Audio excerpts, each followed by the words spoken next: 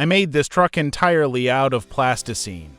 And it's not just a model, it's a detailed replica of a real Kenworth W900. I made it in 24th scale, and it's 38 centimeters long. It's quite heavy, weighing almost a kilogram. At first glance, you might think it's a typical store-bought model, but in fact, there's not a single prefabricated part here. Everything was handcrafted from scratch, from the frame down to the smallest details. It even drives. Yes, the wheels are made of plasticine and they spin freely. Curious how I did it all? Then watch the video below where I'll tell you everything in detail.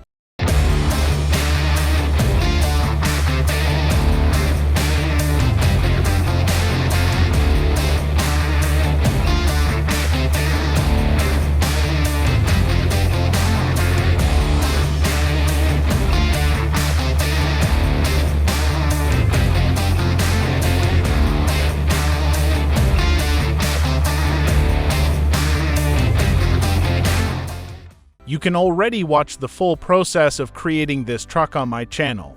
Click the tip above or the link in the description. So, let's start with the materials. What did I use to create all this myself? I used NSP hard modeling clay for the model.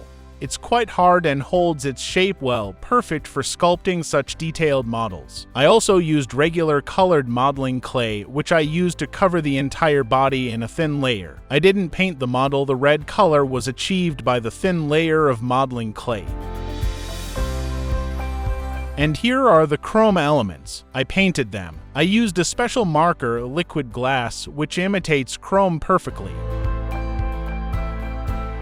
The most important component of this truck is the frame. It's where everything rests, so I reinforced it with wire so it could support the massive 900-gram weight without sagging. I also used thin wire to create the mirrors and rims, and to outline all the doors. I also used super glue to firmly bond all these parts together, ensuring they held the entire structure together.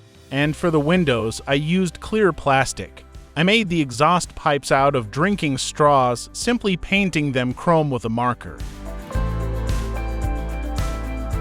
I reinforced the cabin walls with cork to keep them straight. The interior of the cabin is also detailed. The seats, steering wheel, huge central panel with detailed buttons, interior space, and the berth. All of this isn't just a form, but a fully developed structure. The frame deserves special attention. It was the most challenging part of the entire project. It had to be straight, strong, and able to withstand a large, heavy load, so I repeatedly added and reinforced it with wire. Because the more I added, the more different parts I needed, the more it sagged. Also, the chassis works. Detailing all the suspension components required special attention to ensure the wheels could rotate toward the center of the steering beam and rear axles. I inserted bushings and threaded wire through them. Then the wheels themselves were attached to the wire.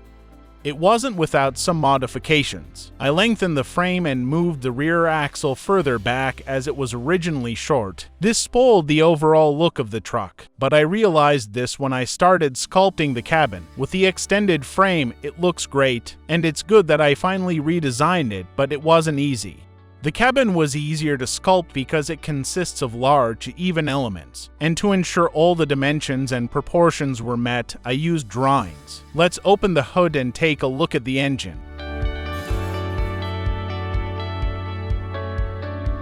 I used BeamNG Drive to sculpt it, because in-game it's easier to examine it from all sides and figure out which detail needs to be done where. If I were to work from the original photos, it would be too long and complicated. I think I achieved an excellent result that deserves a like. I also did all the frame and chassis work for the game. I carefully examined the exterior of the truck's cabin in the game American Truck Simulator. It looks natural compared to the other models. The scale is immediately obvious. It turned out exactly the right size, no smaller and no larger. It's exactly 24x scale, just like these models on the table.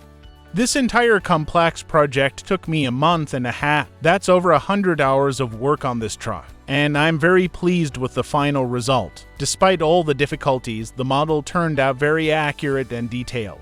I made the truck both for a collection and for crash testing. It will crash into cars and vice versa. I made a very strong bumper for it, so it will easily withstand these collisions. For now, I don't have a car for crash testing. It will sit on my shelf, with other models and pleasing to the eye. It would also be nice to build a trailer for it, but then I had nowhere to put it. I barely fit it on the shelf. But maybe in the future I'll make some kind of trailer.